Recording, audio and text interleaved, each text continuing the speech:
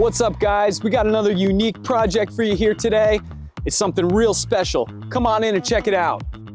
Tons of cool features in this project. We got the built-in rail top bar, sits right up on top of the railing.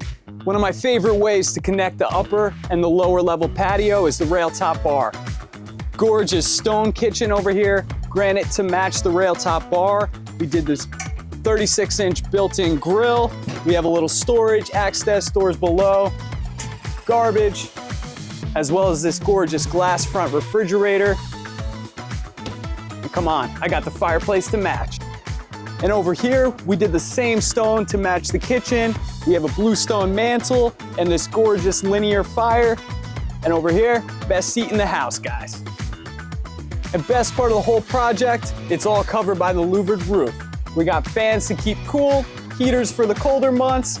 They can leave this open when they're not using it. Feels light and airy. They still get the light in the house, and when they need it, they can close it up. If you guys enjoyed this project, give us a follow. We got plenty more coming your way.